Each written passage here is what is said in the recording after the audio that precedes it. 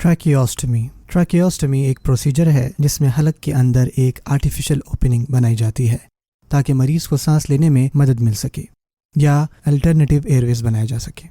یہ لمبے عرصے کے لیے ICU یا وینٹیلیٹر پر رکھے گئے مریضوں کے لیے استعمال ہونے والا بہت کامن پروسیجر ہے۔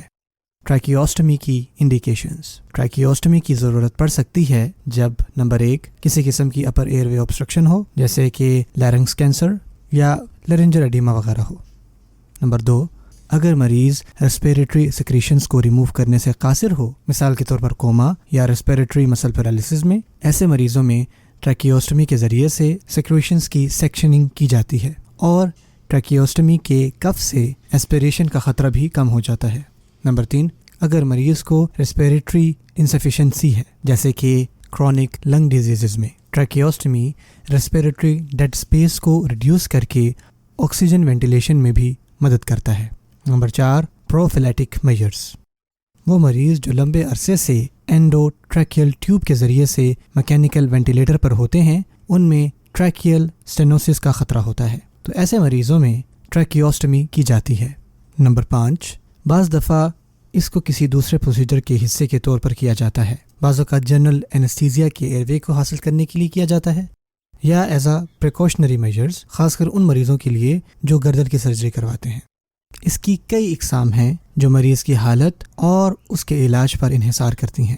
اسی طرح ٹریکیوسٹمی ٹیوبس کی بھی کئی قسمیں ہیں جن کے اسپیسیفک فنکشنز ہیں۔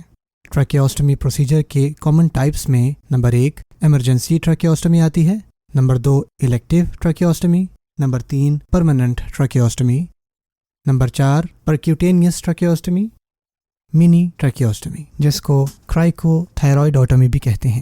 ٹریکیوسٹمی کو کہ اس کو ٹریکیا میں کس حد تک انسرٹ کیا گیا ہے، اس کے مطابق اس کو ہائی، مڈ اور لو بھی کلاسیفائی کیا جاتا ہے۔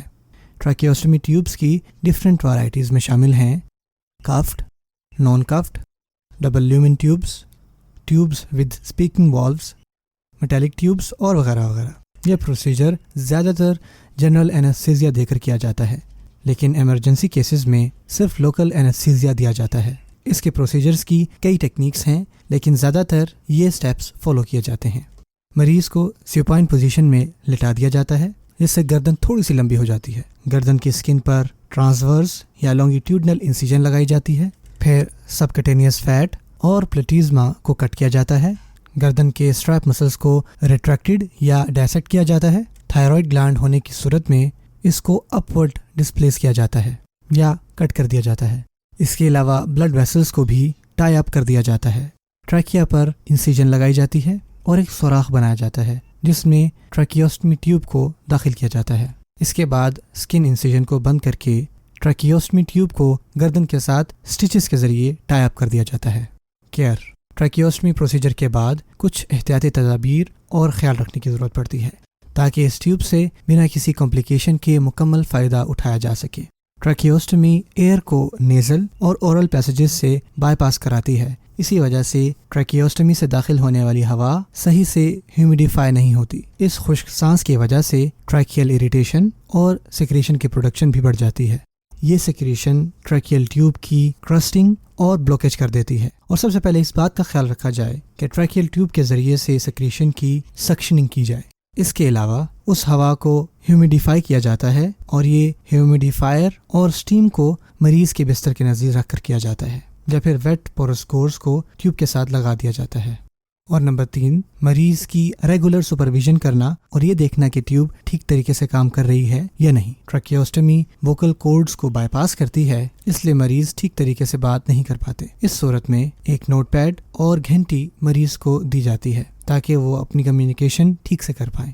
نمبر 4 اگر کف ٹریکیوسٹمی لگائی جائے تو اس صورت میں کف کو پیریوڈکلی ڈفلیٹڈ کرنا چاہیے تاکہ ٹریکیا سے پریشر کم کیا جا سکے، لیکن یہ ایسپریشن ہونے کی صورت میں ممکن نہیں ہو پاتا۔ اگر ٹریکیوسٹمی ٹیوب ڈیمیج ہو جاتی ہے یا انفیکٹڈ یا ایکلوڈڈ یا کسی بھی وجہ سے کام نہیں کر پاتی تو اس صورت میں ایک نئی ٹیوب لگانی چاہیے، اور یہ سب ایک ایکسپرٹ کی سپرویژن میں ہونا چاہیے۔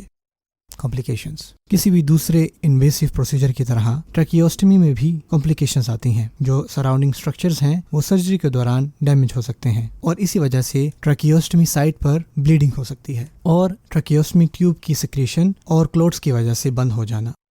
یا ڈسلوج ہو جانا، خشک ہوا کا ٹریکیا میں جانے کی وجہ سے ٹریکیائٹس اور کرسٹنگ ہو جانا۔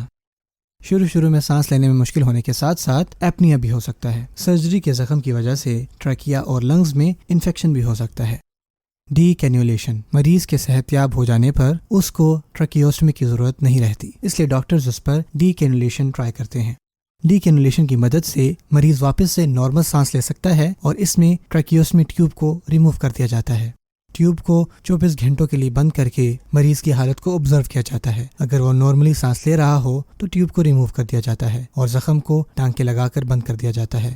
اگر مریض برداشت نہیں کر پا رہا تو آرام سے چھوٹی ٹیوبز لگا کر پھر ان کو بند کیا جاتا ہے، اور یہ تب تک کیا جاتا ہے جب تک مریض واپس نارمل بریدنگ کی طرف نہیں آ جاتا۔